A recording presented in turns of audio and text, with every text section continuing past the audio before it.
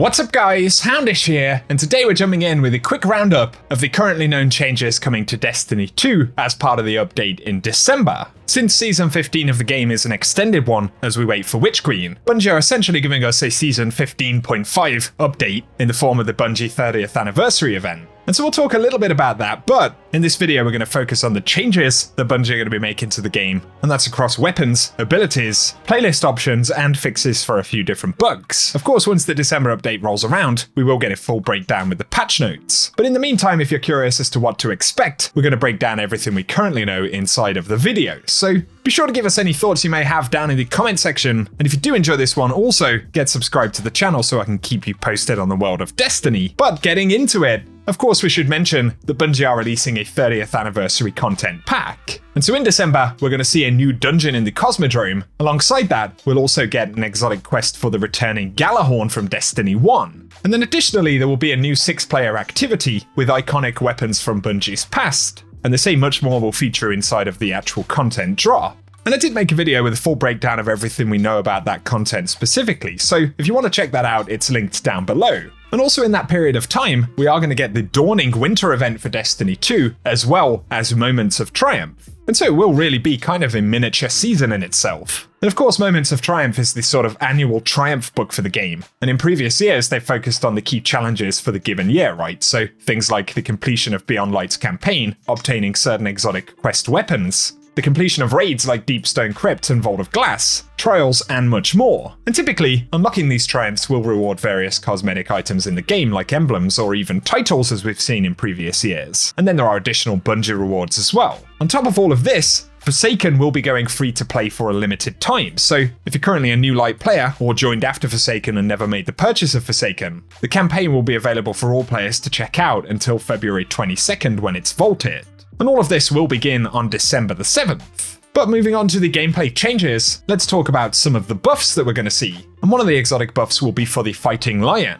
Of course, they did adjust the weapon a little while back, but Bungie said it's become clear through hands-on and feedback as well as back-end data that the full nerf they introduced for the weapon isn't needed. And so in the 30th anniversary pack, they're removing the multi-hit requirement for the reload speed buff. And they're also increasing the buff that we'll get for the reload stat. And so they say reload will still be slow if you miss shots, but if you land any damage, Fighting Lion will reload faster than it did before the nerf. So it'll be cool to check that one out. DMG also indicated that players should hold on to weapons with Adrenaline Junkie. And of course, at the moment, it's not a particularly popular perk, but he says the team does have some good news coming soon. And since we don't expect currently to see any updates before December, it seems that that is another change that will drop on the December 7th patch. Another change in this category, which isn't strictly an exotic buff, but DMG has also confirmed that Arbalist will get anti-barrier in the December patch too, as that currently doesn't apply to the weapon. But also in terms of buffs, Bungie have indicated that there will be some changes to the Whisper of the Worm exotic sniper rifle. And of course with White Nail, rapidly landing 3 precision hits will refill the magazine. And at the moment it doesn't look like we're going to see a significant change to the mechanics of the weapon, so quite possibly that will be a straight up damage buff. And additionally, while we don't have details, they have said that the team has been able to squeeze in a little time for other bits of exotic weapon tuning.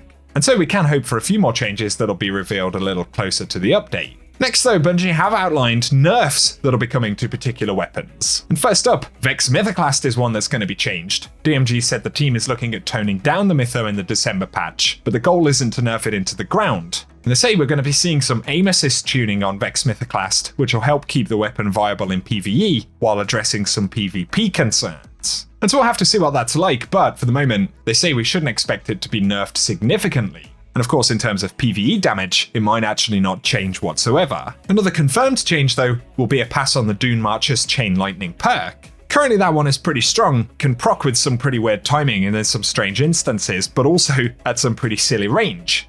And then finally, in terms of confirmed nerfs, one of the first ones that we heard about is the change to Shatter Dive for Hunters. So Kevin Yanis from Bungie did say that Shatter Dive has been nerfed and it will debut in the 30th anniversary patch, alongside a slew of other abilities focused on shifting the meta more toward gunplay. And so not only are we going to see changes to Shatter Dive, but quite possibly to other stasis subclasses and abilities in general. And so on top of the fact that we know of a handful of changes to exotics, there will be a few others that have yet to be revealed, and the same can be said for ability tuning, of which we are going to see at least a handful of adjustments. And so as always, folks will have different opinions and feedback on those specific adjustments, but we are going to get more specifics on exactly how they'll change soon.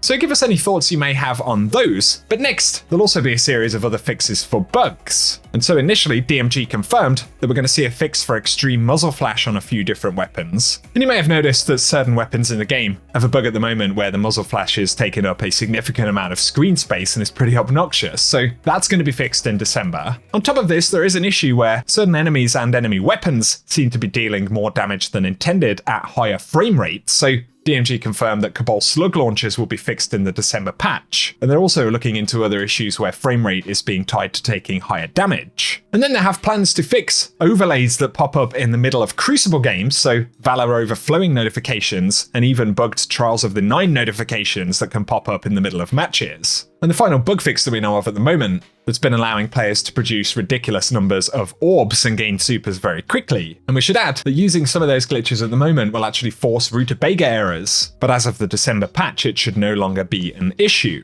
Outside of nerfs, buffs, and bug fixes, a playlist change to note would be for Grandmaster Nightfalls. And they say the following changes are coming in an update currently planned for December. And so the Grandmaster catch-up node will become available at the same time as Grandmaster difficulty is available, as long as you have the Conqueror title but have not yet gilded it in the season. So that change won't actually affect things in December as far as I know, but will mean that in future seasons, the catch-up node will launch at the same time as Grandmaster Nightfalls. On top of this, each Grandmaster Nightfall will be available if the fireteam leader has not completed the gilding triumph for that strike during the season, and that means we'll be able to play each featured strike for a season to earn the gilded title, and once we've got the gilded title, the catch-up node will no longer be available. And so it essentially means for that title, the players won't have to wait for the entire rotation, but will technically be able to grind out all of the things that they need by use of the catch-up node, so that'll definitely be a useful one in the future. And for the moment guys, that is everything that Bungie has broken down regarding the 30th anniversary changes. In the couple of weeks before that patch drops, we're probably going to get more information, so be sure to look out for patch note specifics in December, and we can also expect to get a lot more information about the 30th anniversary event itself, possibly some trailers, gameplay previews, and things like that if we're lucky. So be sure to get subscribed here on the channel and turn on notifications if you're new around here so I can keep you posted with Destiny news as soon as it drops. But otherwise for today, I hope the video has been useful. I appreciate some of you guys will have heard about these changes already, but since a lot of these previews tend to be scattered, hopefully it's a useful update for folks who aren't in the loop or just want that recap.